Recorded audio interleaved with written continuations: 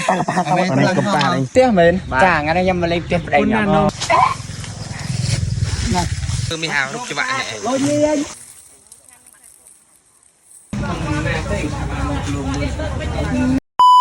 ចំណាយពេលមកយប់មួយថ្ងៃយើងឡើងភ្នំកលែនដើម្បីបេះផ្លែគុយនៅដល់គ្នាបាទហើយនេះគឺជាសកម្មភាពមុនពេលដែលយើងទៅអញ្ចឹងណានៅដល់គ្នាបាទសំខាន់គឺទៅគ្នាច្រើនមែនតើបាទហើយនៅតែប្រហែលអ្នកទេបាទនេះសិតអ្នកទៅបាទខោនេះគេថាស្ពីងស្ពងហើយបាទហើយគុំគេនេះដេកត្រឹងដោយសារតែវាបានទៅទេវានៅចាំផ្ទះអញ្ចឹងណានៅដល់គ្នាបាទហើយយើងទៅច្រើនជាងគឺទៅប្រហែល5 6 7ម៉ូតូដែរនៅដល់គ្នាបាទហើយបានថតសកម្មភាពតាមផ្លូវទេគឺយើងទៅដល់ស្វាយលើតែម្ដងអញ្ចឹងណាទើបទៅដល់ស្វាយលើមិនទាន់បានថតជិះម៉ូតូឡើងតាមផ្លូវផងនៅដល់គ្នាបាទនេះយើងដល់នៅលើភ្នំតែម្ដងគឺផ្ទះប្រូរីអញ្ចឹងណានៅដល់គ្នាបាទដោយសារផ្ទះគាត់គឺនៅលើភ្នំកលែននឹងតែម្ដងអ្នកនរគ្នាហើយគាត់ទៅដល់ផ្ទះភ្លាមបងប្អូននិយាយថាស្រស់ស្រាយគឺសុទ្ធតែព្រៃឈើសំខាន់គឺថាមានផ្លែឈើហូបផ្លែទៀតអានេះគេហៅផ្លែកលែនអ្នកនរគ្នាបាទគេមិនហៅស៊ីមុនទេគេហៅកលែនអញ្ចឹងណាបាទតែវាអត់ទុនទុំទេវាទៅតែមិនទាន់នឹងចាស់ផងអ្នកនរគ្នាបាទអញ្ចឹងដឹងថាខែប្រហែលប្រហែលជាខែ4 7ខែ5នឹងបានវាទុំអញ្ចឹងណាបាទដល់ពេលវាទុំយើងទៅម្ដងទៀតអ្នកនរគ្នាគិតទៅនៅលើភ្នំកលែនគេថាស្អីក៏សម្បូរដែរបងប្អូនហើយបាទបើនិយាយពីរឿងផ្លែឈើអីហូបផ្លែនឹងវិញនិយាយថាអូបងប្អូនគឺសម្បូរយកតែមែនតើជាពិសេសគឺផ្លែគុយនឹងតែម្ដងបងប្អូនហើយបាទខែនេះគេថាដល់ខែរបស់វាគាត់ថាអត់ទាន់ទុំច្រើនទេគឺថាទុំដោយដើមអញ្ចឹងណាដល់គ្នាបាទនិយាយទៅដើរកាត់តាមព្រៃគឺកន្លែងណាក៏ឃើញតែផ្លែគុយដែរអ្នកនរគ្នាហើយនៅលើភ្នំហ្នឹងនិយាយថាតិចនោះតិចបងប្អូនហើយបាទពេលយប់យើងនៅក្រោមទៅថាក្តៅយើងបើកដង្ហាលបើកអីតែនៅលើភ្នំនេះបងប្អូនហើយបាទតិចបើថាមានភួយ10ទេចប់ហើយបងប្អូនហើយសកម្មភាពដែលយើងទៅបេះផ្លែគុយហ្នឹងថាខ្ញុំកាត់ចូលគ្នាតែម្ដងបាទគឺយើងដេកមួយយប់ហើយព្រឹកឡើងគឺយើងចេញដើររតែម្ដងហើយនេះគឺជាសកម្មភាពនៅព្រឹកឡើងបាទយើងកំពុងតែចេញដំណើរដើររផ្លែគុយអញ្ចឹងណាបាទតែយើងក៏ទៅកន្លែងណាទេខ្ញុំសូវស្គាល់ទេបាទកន្លែងបុរាណកន្លែងស្រះកន្លែងអីទេមិនសូវស្គាល់ទេអ្នកទាំងគ្នាបាទមើលគេមកមើលចង្ការចន្ទីមែន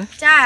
បាទអ្នកទាំងគ្នាអូយចង្ការនៅខាងភ្នំកលែនម្ដងអូយល្អចន្ទីរើបានបេអីដាក់ឈ្នួលគេបងដាក់ឈ្នួលអត់ដែររើខ្លួនឯងឯណាអត់បើនៅឆ្ងាយអូឆានមិនដល់សូផ្លែដូចឃើញតែមេករឿងមកទេអត់ទេបងផ្លែទីកុយណាត្រូវស្លាញ់ខ្ញុំស្លាញ់ហើយមកអានេះដីចង្ការមានស្រាច់អូចន្ទីនេះផ្លែគុយចិត្តនេះទៀតចាបងប្អូននេះស្គាល់អត់នេះគេហៅផ្លែគុយតែគាត់ហៅវាអត់តន់ទុំមានអត់ខ្ចីនេះ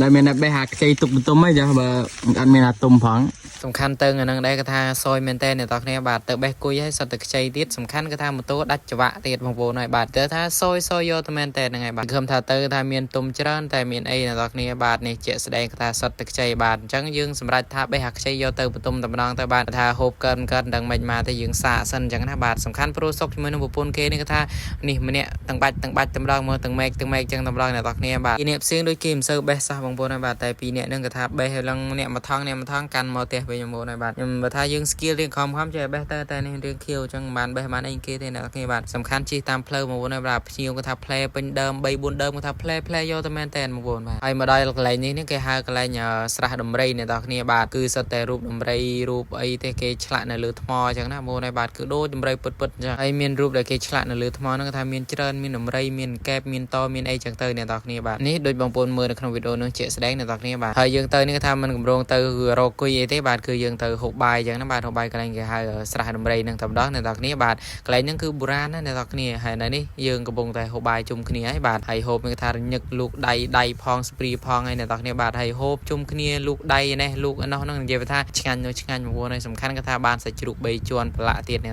គ្នាហើយបន្ទាប់ពីយើងហូបបាយហូបអីរួចហើយបាទយើងទៅរកគុយបន្តទៀតហើយព្រោះសុកឡើងថាគ្មានអាទុំអីទេបាទចេះឡើងទេឡើងរតែម្ដងអ្នកគ្នាបាទហើយខ្ញុំនឹងថាដើររដើមគុយរគ្មានឃើញហ្នឹងរចង់វិលមុខហើយអ្នកគ្នាបាទហើយសុទ្ធតែព្រៃនេះក្រាស់ប៉ុណ្ណានៃបាទរផ្លែគុយមិនបានទេអ្នកគ្នាហើយបាទហើយរឃើញហ្នឹងគេថាមានតែខ្ចីទៀតយើងរគុយឆ្អែតហើយបងប្អូនហើយបាទហត់ហើយរមិនបានទេហើយយើងក៏មកអង្គុយមើលទេសភាពអីចឹងណាអ្នកគ្នាបាទធ្វើម៉េចបើយើងរមិនបានហើយសំខាន់គេថាម៉ូតូហ្នឹងដាច់ច្បាក់ទៀតបងប្អូនហើយបាទនេះ015បាទនេះគេថាសយលឺសយហ្មងអ្នកគ្នាបាទហើយសំខាន់ផ្លូវគឺថាមិនមែនស្រួលទេមិនមែនផ្លូវរទេះគោយន្តអីទេបាទគឺផ្លូវសម្រាប់ម៉ូតូតម្រង់អ្នកគ្នាបាទនេះសំខាន់នេះខាងបរទេសនេះគាត់ទៅបោះតង់បោះអីដែរចឹងណាអ្នកគ្នាបាទម៉ូតូគាត់ម៉ូតូធំអីអាត្រៃអីចឹងជិះស្រួលទេព្រោះយើងនេះអាស្រូស្កូពីនេះជិះពិបាកអ្នកគ្នាបាទតែយើងក៏សំណាងវិញដោយសារតែជួបពូគាត់ទៅរកផ្លែគុយដែរចឹងណាគាត់មានមានអីចឹងទៅយើងខ្ចីគាត់សុំដោះសិនអីចឹងណាបាទដោះឲ្យមានធ្វើម៉េចទេបាទគឺយើងដោះច្បាក់ចេញចឹងណាយើងបដិយើងរុញចឹងទៅហើយគាត់មកវិបេះគុយនិយាយថាបាននឹងមកធុងធំអ្នកគ្នាបាទហើយយើងនេះគ្នាឡើងមកទប់ចង្រោយអត់បានអីសោះបានតែខ្ចីដូចពាក្យចាស់ថារកភ្លើងប្រទេសចង្ក្រានគេអ្នកគ្នាបាទយើងរកគុយអត់បានតែ នេះយើងចៃដន្យថាជួបពូរកគុយ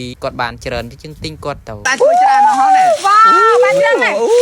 mà thông thầm ôi gì mà à bây giờ này ôi nè anh đi con mình ôi mình wow នេះអើយ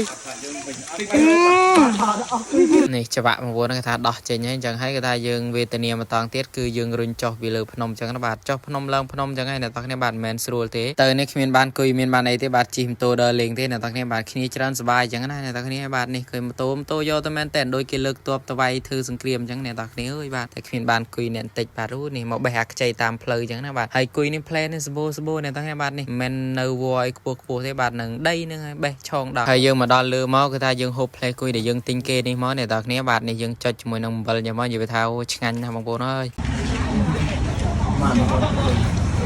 ឥឡូវយើងមិនញ៉ៃទេអ្នកគ្នាបាទនេះយើងមានអំបិលហើយមានគុយនេះទុកទៅអីទៀតមួយនេះបាទយើងដែលបានហូបផងសំខាន់នេះទៅបេះនេះគ្មានបានអីទៀតបាទអញ្ចឹងយើងហូបបាត់ទិញអញ្ចឹងទៅបាទដល់បើថាហូបគុយហើយនេះយើងទៅលេងទឹកលេងអីអញ្ចឹងណាអ្នកគ្នាបាទគេលោតទេគាត់ថាទូក្មេងទូវាហ៊ានលោតបងប្អូនហើយបាទខ្ញុំក្បាលកាចាស់គ្មានហ៊ានលោតទេបាទតែទឹកបានលេងវីដេអូឡើងក្នុងកលែនទៅបេះគុយគេថាមានតែប៉ុណ្្នឹងទេបងប្អូនហើយបាទគ្មានបានគុយបានអីទេអញ្ចឹងយើងត្រឡប់មកផ្ទះមកវិញមកបាទលេងទឹករួចត្រឡប់មកផ្ទះមកខ្ជិលនៅ